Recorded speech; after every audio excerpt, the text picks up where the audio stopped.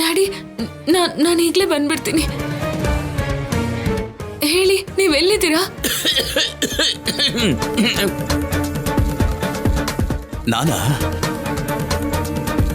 ನಾನು ತುಂಬಾ ದೂರದಲ್ಲಿದ್ದೀನಮ್ಮ. ಅಲ್ಲಿಗೆ ನೀನ್ ಬರಕ್ಕಾಗಲ್ಲ. ಹಾಗಾದ್ರೆ ನೀವೇ ಬಂದ್ಬಿಡಿ ಅಪ್ಪ. ನನಗೆ ನಿಮ್ಮನ್ನ ನೋಡ್ಬೇಕು ಅನ್ನಿಸ್ತಿದೆ. ನನಗೂ ಬರ್ಬೇಕು ಅಂತ ಆಸೆ ಇದೆಯಮ್ಮ, ಆದ್ರೆ ನನಗೆ ಬರಕ್ಕಾಗ್ತಿಲ್ಲಮ್ಮ. ಯಾಕೆ ಡ್ಯಾಡಿ? ಅಂದ್ರೆ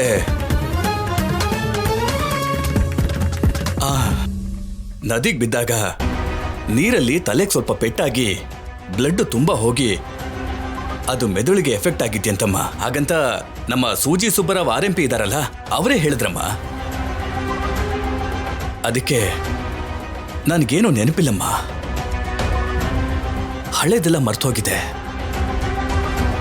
ಅದಕ್ಕೆ ನಾನು ನಿನ್ನ ಹತ್ರಕ್ಕೆ ಹೇಗೆ ಬರಬೇಕು ಅಂತ ಗೊತ್ತಿಲ್ಲಮ್ಮ. ಅದೇಗೆ ಡ್ಯಾಡಿ? ನಾನ್ ನಿನಗೆ ನೆನ್ಪಿದ್ದೀನಿ, ನನ್ನ ಹೆಸರು ನೆನ್ಪಿದೆ, ನನ್ನ ನಂಬರು ನೆನ್ಪಿದೆ ಅಲ್ವಾ?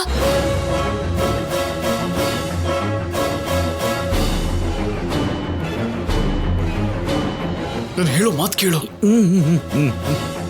ಅಂದ್ರೆ ಆದ್ಯ,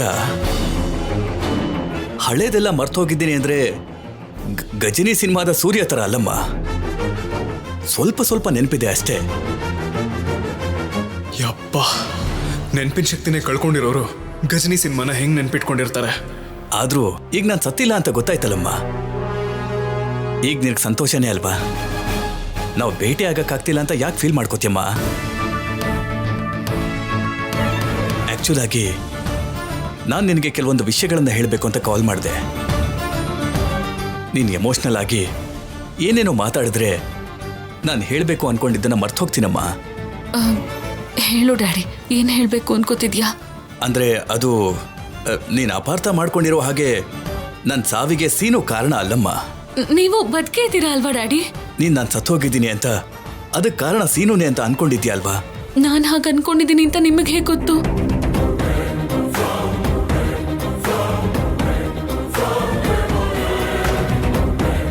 ಅಂದ್ರೆ ನೀನು ನಾನು ಬೀಳೋದನ್ನ ನೋಡ್ದೆ ಅಲ್ವೇನಮ್ಮ?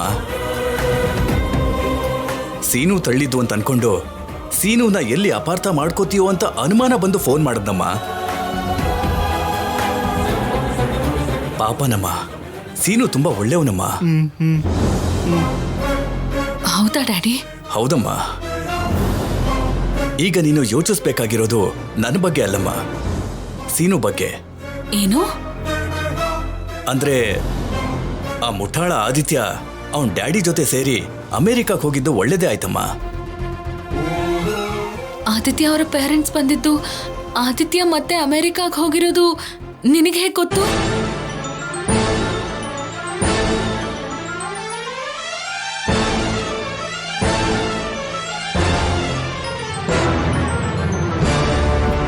ಈ ಹುಡುಗಿಗೆ ಆದ್ಯ ಅಂತ ಅಲ್ಲ ಕಣೋ, ಅನುಮಾನ ಅಂತ ಹೆಸರಿಡ್ಬೇಕಿತ್ತು. ಹೇಗ್ ಕೇಳ್ತಿದಳ ನೋಡು. ಅಪ್ಪ ಸುಮ್ಮನೆ ಆಗುತ್ತೆ ಹಿಂಗೆ. ಒಂಥರ ಇರು. ಅಂದ್ರೆ ಅಮ್ಮ ಆದ್ಯ, ನನಗೆ ಆದಿತ್ಯ ನಂಬರ್ ಕೂಡ ನೆನಪಿದ್ಯಮ್ಮ.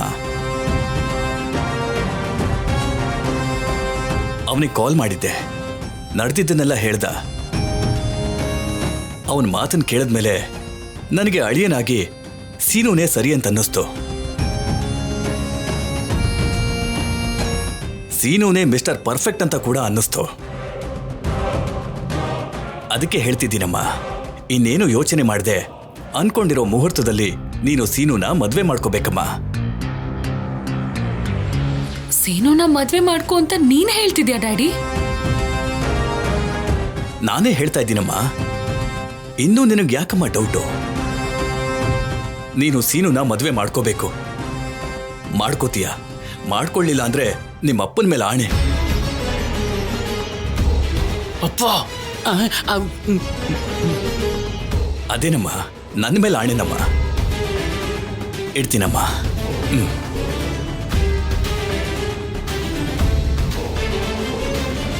ತಗೊಳ, ನಿನ್ ಫೋನ್ ತಗೋ. ಒಳ್ಳೆ ಟೈಮ್ಗೆ ಬಂದೆ ಕಣೋ, ಥ್ಯಾಂಕ್ಸ್. ಏನೋ ನೋಡ್ದೆ ಸೀನು ಹಿಂಗ್ ಸೆಟ್ ಮಾಡ್ದೆ ಅಂತ? ಸೆಟ್ ಮಾಡ್ಲಿಲ್ಲ, ಎಲ್ಲ ಹಾಳು ಮಾಡ್ದೆ. ಉರಿತಿರೋ ಸಾಕಾಗ್ತಿಲ್ಲ ಅಂತ ಉರಿಯೋ ಬೆಂಕಿಗೆ ಪೆಟ್ರೋಲ್ ಸುರಿದಿದ್ಯಾ? ಹಾಗ ಅನ್ಕೋತಿದ್ಯಾ ನೀನು? ನನ್ನ ನಟನ ಕೌಶಲ್ಯನ ಕೀಳಾಗಿ ಕಾಣ್ತಿದ್ಯಾ ನೀನು? ನಡೆಯೋದೇನು ಅಂತ ನೀನೇ ನೋಡು.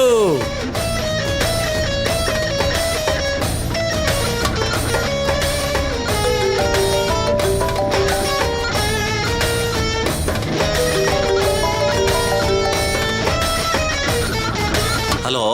ಹಲೋ, ನೀವು RMB ಡಾಕ್ಟರಾ? ಅಲ್ಲಮ್ಮ, ನನ್ನ ಹೆಸರು ಸೋಮಯ್ಯ. ಮತ್ತೆ ಈಗ ನನಗೆ ಫೋನ್ ಮಾಡಿದ್ಯಾರು?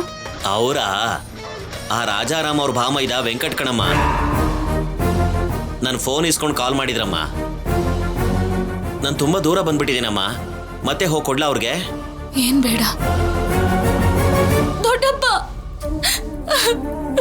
ದೊಡ್ಡಪ್ಪ, ದೊಡ್ಡಪ್ಪ, ದೊಡ್ಡಪ್ಪ, ದೊಡ್ಡಪ್ಪ, ದೊಡ್ಡಪ್ಪ. ಆದ್ಯಾ, ಏನಾಯ್ತಮ್ಮ? ವೆಂಕಟ್ರಾವ್ ಮಾವ ನನಗೆ ಕಾಲ್ ಮಾಡಿದ್ರು ದೊಡ್ಡಪ್ಪ. ಕಾಲ್ ಅಷ್ಟೇ ಅಲ್ವೇನೆ ಮಾಡಿರೋದು? ಏನೋ ಶೂಟ್ ಮಾಡಿರೋ ತರ ಜೋರಾಗಿ ಕಿರ್ಚ್ಕೋತಾ ಇದೆಯಲ್ಲ. ವೆಂಕಟ್ರಾವ್ ಅಂತ ಹೇಳಿ ಕಾಲ್ ಮಾಡ್ಲಿಲ್ಲ, ನಾನ್ ಕಿಶೋರ್ ಅಂತ ಹೇಳಿ ಕಾಲ್ ಮಾಡಿದ್ರು.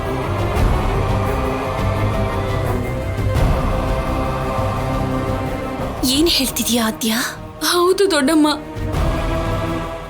ನಮ್ಮಪ್ಪನ ವಾಯ್ಸ್ ಅಲ್ಲೇ ಮಿಮಿಕ್ರಿ ಮಾಡ್ಬಿಟ್ಟು ಮಾತಾಡಿದ್ರು.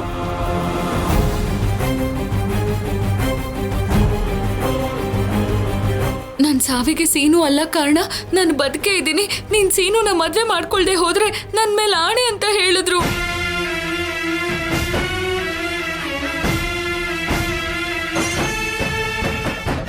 ಕಿಶೋರ್ ಭಾವನವ್ರು ಬದುಕಿದ್ರು ಹೀಗೆ ಮಾತಾಡ್ತಿರ್ಲಿಲ್ವೇನೋ? ನನ್ನ ಗಂಡ ಹೀಗೆಲ್ಲ ಖಂಡಿತ ಮಾಡಲ್ಲ. ಇಲ್ಲ ಅತ್ತೆ, ವೆಂಕಟ್ರಾವ್ ಮಾವ ನನ್ನ ಹತ್ರ ಮಾತಾಡಿದ್ರು.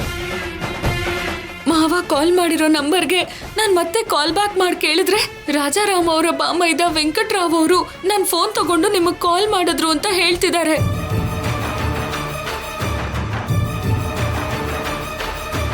ನೀನ್ ಸೀನು ಮೇಲೆ ಕೋಪ ಮಾಡ್ಕೊಂಡಿರೋದಕ್ಕೆ ಆ ಕೋಪ ಕಡಿಮೆ ಆಗ್ಲಿ ಅಂತ ನಿಮ್ಮಪ್ಪನ ಹಾಗೆ ಫೋನ್ ಮಾಡಿ ನಾಟಕ ಮಾಡಿದನಮ್ಮ.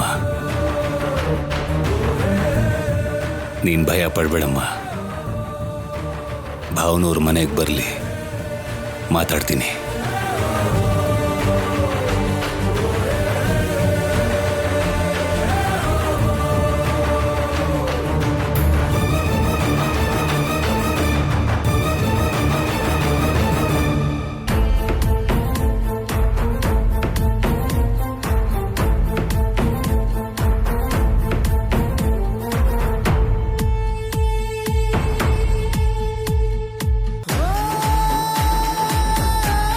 ರಾಜಿ, ರಾಜಿ,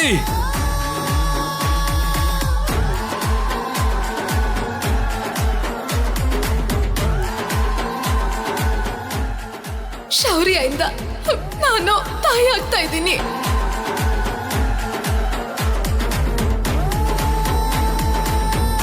ರಾಜಿ,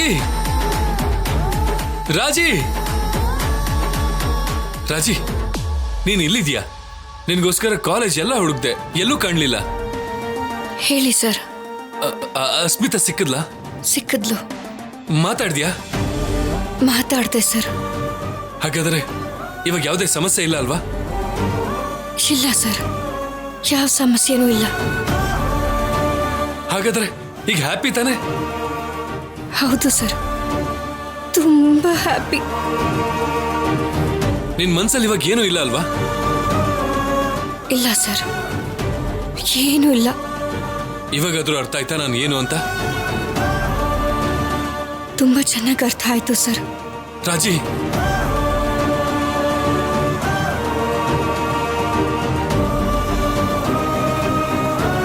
ರಾಜಿ, ರಾಜಿ, ಏನಾಯ್ತು?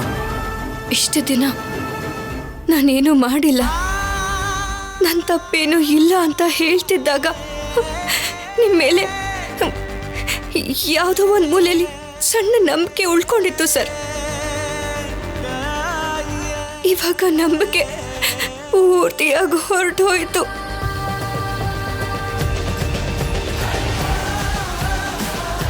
ಸ್ವಲ್ಪ ಓಡ್ತಿದ್ ನನ್ನ ಮನಸ್ಸು ಪೂರ್ತಿಯಾಗಿ ಒಡೆದು ಹೋಯ್ತು. Thank you sir, thank you so much. ಇವಾಗಾದ್ರೂ ಈ ಪರ್ದೆನ ತೆಗ್ದಿದ್ದಕ್ಕೆ, ಈ ಡ್ರಾಮಕ್ಕೆ ತೆರೆ ಎಳ್ದಿದ್ದಕ್ಕೆ. ರಾಜಲಕ್ಷ್ಮಿ, ಅಷ್ಟಕ್ಕೂ ಏನ್ ಮಾತಾಡ್ತಿದ್ಯಾ? ಯಾಕೆ ಹೀಗೆಲ್ಲ ಮಾತಾಡ್ತಿದ್ಯಾ? ಅಷ್ಟಕ್ಕೂ ಅಸ್ಮಿತಾ ಏನಂತ ಹೇಳಿದ್ಲು, ನೀನೇನ್ ಅರ್ಥ ಮಾಡ್ಕೊಂಡೆ? ಅವಳು ಹೇಳಿದ ನಿಜಾನ ಅರ್ಥ ಮಾಡ್ಕೊಂಡೆ. ಅದೇ ಅದೇ ಏನ್ ನಿಜ ರಾಜಿ? ನಿಜಾನ? ಅದಲ್ದೆ ಇನ್ನು ಎಷ್ಟು ನಿಜ ಮುಚ್ಚಿಟ್ಟಿದ್ದೀರಾ ಸರ್? ಹೇಳಿ. ಸರಿ ಬಿಡಿ, ನಿಜ ಏನೇ ಇದ್ರು ಕುಗ್ಗೋಗಿರೋ ಮನ್ಸಿಗೆ ಇನ್ನೇನು ಮಾಡೋಕ್ಕಾಗಲ್ವಲ್ಲ ಸರ್?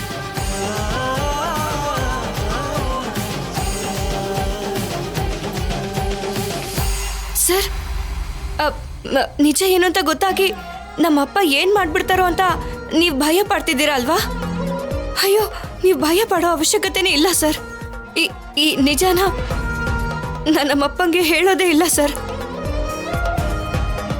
ನಾನೇ ಏನೋ ಒಂದು ಹೇಳಿ ಈ ಮದ್ವೆ ನಿಂತು ಹೋಗೋ ಹಾಗೆ ಮಾಡ್ತೀನಿ ಸರ್.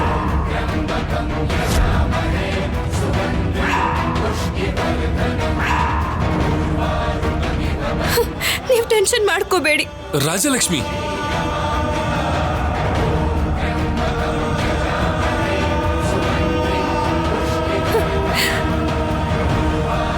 ನಿಮ್ ಪ್ರೀತಿ ಸುಳ್ಳಾಗಿರ್ಬೋದು ಸರ್, ಆದ್ರೆ ನನ್ನ ಪ್ರೀತಿ ಸ್ವಚ್ಛವಾಗಿರೋದು.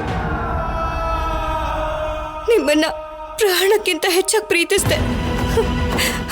ನಿಮ್ ಪ್ರಾಣಕ್ಕೆ ಅಪಾಯ ಆದ್ರೆ ನೋಡ್ಕೊಂಡು ಸುಮ್ಮನೆ ಇರಕ್ಕಾಗಲ್ವಲ್ಲ, ಅದಕ್ಕೆ ಈ ಸಹಾಯ ಮಾಡ್ತಿದ್ದೀನಿ. ರಾಜಲಕ್ಷ್ಮಿ, ಅಷ್ಟಕ್ಕೂ ನೀನ್ ಏನ್ ಮಾತಾಡ್ತಿದ್ಯಾ? ನೀನ್ ಮದ್ವೆನ ಕ್ಯಾನ್ಸಲ್ ಆಗೋ ತರ ಮಾಡೋದು ಅಂದ್ರೇನು? ನನ್ ಪ್ರೀತಿನ ಸುಳ್ಳು ಅಂತಿದ್ಯಾ? ನೀನ್ ಮಾತಾಡ್ತಾ ಇರೋದು ನಂಗೆ ಒಂದು ಅರ್ಥ ಆಗ್ತಿಲ್ಲ. ನನ್ನನ್ನ ಪ್ರೀತಿಸಿ ನನ್ನ ಜೊತೆ ಮದ್ವೆಗೆ ರೆಡಿ ಆಗಿ ನನ್ನ ಅಪೋನೆಂಟ್ ಪ್ಲೇಯರ್ ಜೊತೆ ರಿಲೇಶನ್ಶಿಪ್ ಇಟ್ಕೊಂಡು ಅವಳೀಗ ತಾಯಿ ಆಗ್ತಿದ್ದಾಳೆ ಅಂತ ಗೊತ್ತಾದ ಮೇಲೂ ಕೂಡ ನಿನ್ ಪ್ರೀತಿ ದೊಡ್ಡದು ಅಂತ ಹೊಗಳ್ಬೇಕಾ?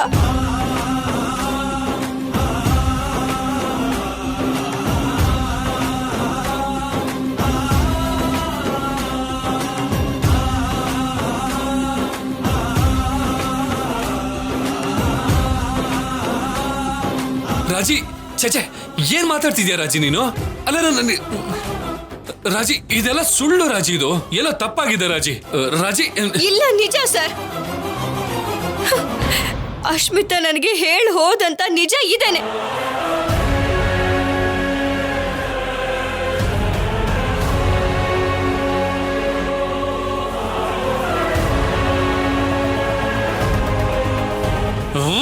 ರಾಕ್ಷಸಿ, ನಾನ್ ಯಾವ ತಪ್ಪು ಮಾಡಿಲ್ಲ ಅನ್ನೋ ನಿಜನ ಹೇಳ್ತೀನಿ ಅಂತ ಬಂದು ಈ ತರ ಸುಳ್ಳು ಹೇಳಿ ಹೋಗಿದ್ದಾಳ? ಸಿ. ಓಹೋ,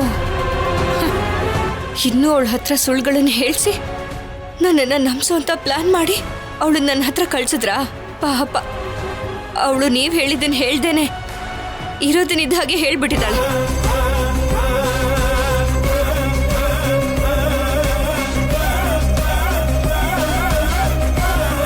ರಾಜಿ, ಛೇ!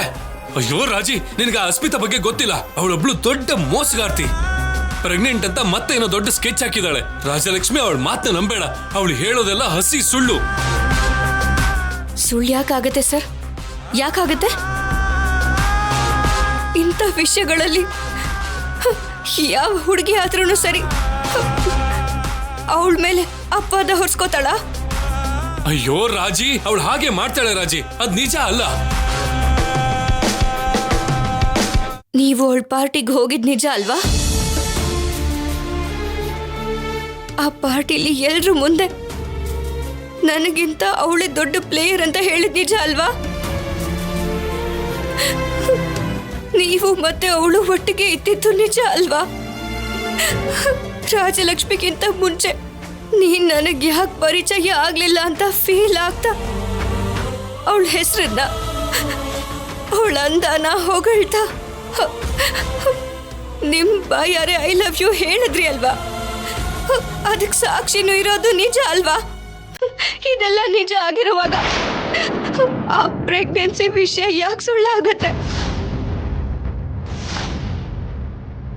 ಆದ್ರೆ ಒಂದು ಸರ್, ಆ ಅಶ್ಮಿತಾ ಮಾತಲ್ಲೇ ಮರಳು ಮಾಡ್ತಾಳೆ, ಕರೆಕ್ಟಾಗಿ ಹೇಳಿದ್ರಿ ಸರ್.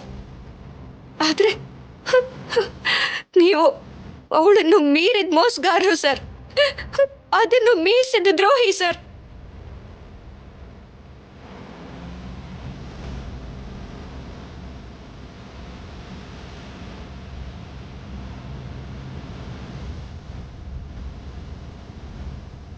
ರೆಡ್ ಹ್ಯಾಂಡೆಡ್ ಆಗಿ ಸಿಕ್ಕಾಕೊಂಡ್ರು ಕೂಡ ಇನ್ನು ಈ ನಾಟಕ ಎಲ್ಲ ಯಾಕೆ ಮಾಡ್ತಿದ್ದೀರಾ? ನಮ್ಮ ಅಪ್ಪಂಗೆ ನೀವು ಮಾಡಿರೋ ತಪ್ಪುಗಳನ್ನ ಯಾವುದು ಹೇಳ್ದೆ ನಾನೇ ಏನೋ ಒಂದು ಹೇಳಿ ಮದುವೆ ನಿಲ್ಲಿಸ್ತೀನಿ ಅಂದೆ ಅಲ್ವಾ? ನಿಮಗೆ ಬೇಕಾಗಿರೋದು ಅದೇ ಅಲ್ವಾ? ಹೋಗಿ ಹೋಗಿ ಹ್ಯಾಪಿಯಾಗಿ ಆ ಅಶ್ಮಿತನ ಮದುವೆ ಮಾಡ್ಕೊಳ್ಳಿ.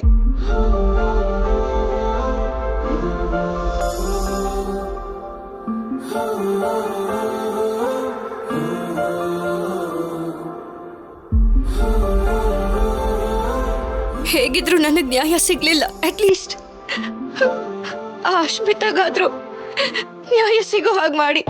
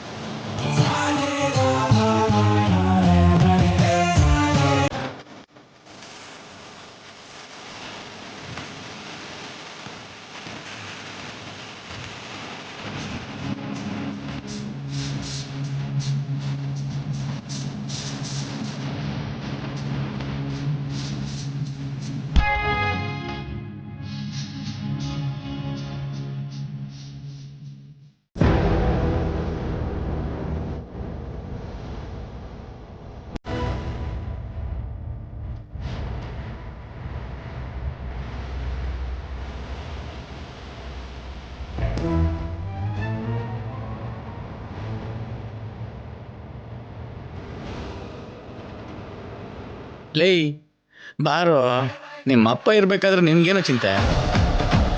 ಬಾರೋ. ಅರೆ ಲೇ, ಯಾಕೋ ಅಷ್ಟೊಂದು ಭಯ ಪಡ್ತಾ ಇದೀಯಾ? ಆ ದಿನಕ್ಕೆ ಫೋನ್ ಮಾಡಿ ಏನೇನೋ ಮಾತಾಡ್ತೀಯಲ್ಲ, ಹಾ ಮಾತಾಡ್ದೆ. ಇವಾಗ ಮನೆ ಒಳಗೆ ಹೋದ್ರೆ ಏನಾಗುತ್ತೋ ಅಂತ ಅರ್ಥ ಆಗ್ತಿಲ್ಲ. ಮಾವಂಗೇನಾದ್ರೂ ಗೊತ್ತಾಗಿದ್ರೆ? ಲೇ, ನಿನಗೆ ನಿಮ್ಮ ಮಾವಯ್ಯನ ಮೇಲಿರೋ ಭಯದಲ್ಲಿ ಒಂದು ಸಾಸಿವೆ ಅಷ್ಟು ನಿಮ್ಮ ಅಪ್ಪನ ಮೇಲೆ ನಂಬಿಕೆ ಕೂಡ ಇದ್ದಿದ್ರೆ ಚೆನ್ನಾಗಿರ್ತಿತ್ತು ಕಣೋ. ಲೇ, ನಾನು ನಂಬು, ನಾನು ನಿಮ್ಮ ಅಪ್ಪ ಕಣೋ. ಆದ್ಯ ನನ್ನ ಮಾತನ್ನ ನಂಬಿರ್ತಾಳೆ ಕಣೋ. ನೀನ್ ಬಾ, ನಾನು ನೋಡ್ಕೋತೀನಿ, ನೀನ್ ಬಾ. ಏನು ಲೇ, ಒಳಗಡೆ ಏನೇ ನಡೆದ್ರು ಸರಿ, ಅದಕ್ಕೆ ಪೂರ್ತಿ ಜವಾಬ್ದಾರಿ ನಾನು. ಅರ್ಥ ಆಯ್ತಾ? ನನ್ನ ನಂಬ್ಕೊಂಡು ಒಳಗಡೆ ಬಾ. ಬಾ ಬಾರು, ನಾನು ಹೇಳ್ತಾ ಇದ್ದೀನಲ್ವಾ.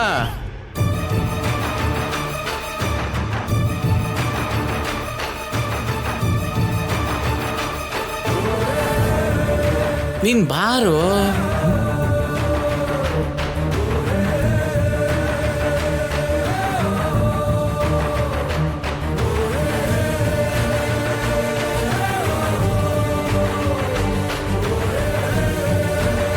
ಗೊತ್ತಾಗೋಯ್ತಾ? ಮತ್ತೆ ಯಾಕೆ ಎಲ್ರ ಮುಖ ಒಂಥರ ಇದೆ? ಅಯ್ಯಯ್ಯೋ, ಏನೋ ಆಗಿದೆ. ಬನ್ನಿ ವೆಂಕಟ್ರಾವ್ ಅವರೇ.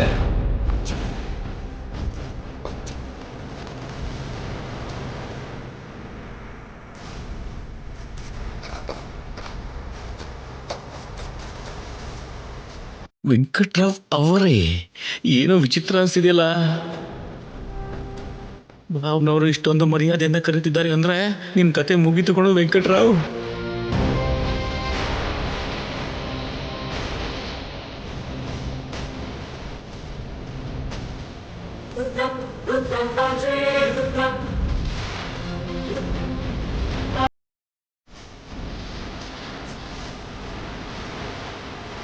ಗೊತ್ತಾಗೋತೀನೋ?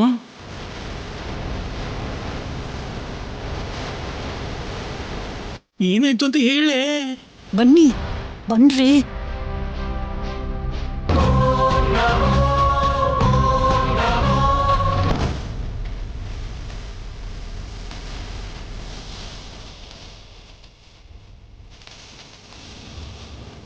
ಬನ್ನಿ.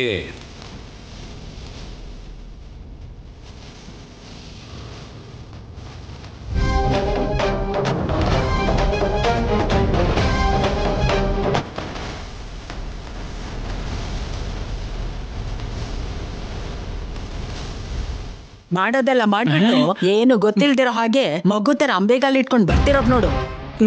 ನಾನೇನ್ ಮಾಡ್ದೆ ಅತ್ತೆಯವ್ರೆ? ಊರ್ನವ್ರ ಹತ್ರ ಫೋನ್ ತಗೊಂಡು ಆದ್ಯಗೆ ಫೋನ್ ಮಾಡಿ ಕಿಶೋರ್ ಧ್ವನಿಲ್ ಮಾತಾಡಿ ಸೀನುನ ಮದುವೆ ಮಾಡ್ಕೋ ಅಂತ ಆದ್ಯಂಗೆ ಹೇಳಿದ್ರಂತಲ್ಲ.